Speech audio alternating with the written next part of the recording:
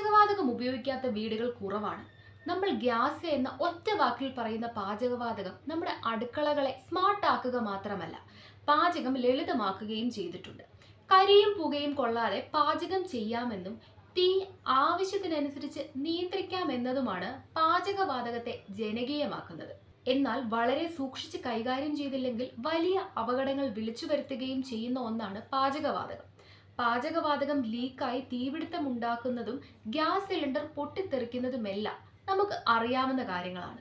അതവിടെ നിൽക്കട്ടെ, മറ്റൊരു കാര്യമാണ് ഇന്ന് നാം ചർച്ച ചെയ്യുന്നത്. ഗ്യാസ് സിലിണ്ടറുകൾക്ക് എക്സ്പയറി ഡേറ്റ് ഉണ്ടോ?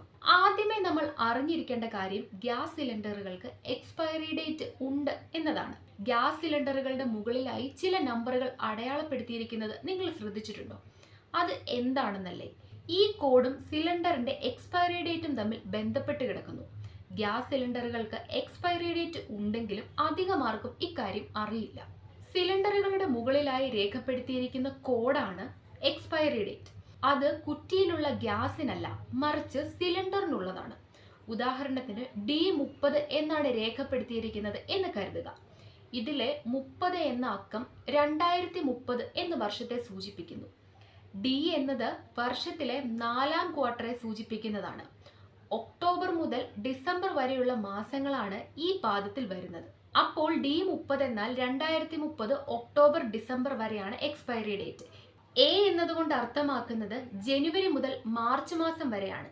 ബി എന്നത് ഏപ്രിൽ മുതൽ ജൂൺ വരെയുള്ള കാലഘട്ടത്തെയും സൂചിപ്പിക്കുന്നു. സി എന്നാൽ ജൂലൈ മുതൽ സെപ്റ്റംബർ വരെയും.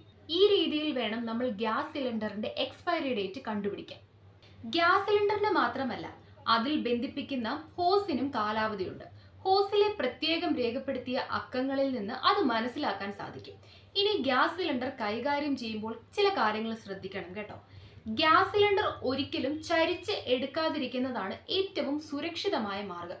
കുറച്ച് കാര്യങ്ങൾ ശ്രദ്ധിച്ചാൽ ഗ്യാസ് ഉപയോഗം നിയന്ത്രിച്ച് ദീർഘകാലം ഉപയോഗിക്കാനും സാധിക്കും. സ്റ്റൗവിലെ ബർണറിന്റെ മുഴുവൻ നാളവും മൂടുന്ന രീതിയിലുള്ള പാത്രം വേണം പാകം ചെയ്യാൻ ഉപയോഗിക്കാൻ. പാത്രത്തിന്റെ മുഴുവൻ ഭാഗത്തും തീ എത്തുന്നില്ലെങ്കിൽ അത് ഗ്യാസ് പെട്ടെന്ന് തീരുന്നതിന് കാരണമാകും. തീ പരമാവധി കുറച്ച് വെച്ച് പാകം ചെയ്യുക. തീ കൂട്ടിവെച്ച് പാകം ചെയ്യുന്നത് പെട്ടെന്ന് ഗ്യാസ് തീരുന്നതിനുള്ള കാരണമാകുന്നു. പ്രഷർ കുക്കറിലെ പാചകവും ഗ്യാസ് ലാഭിക്കാൻ സഹായിക്കും.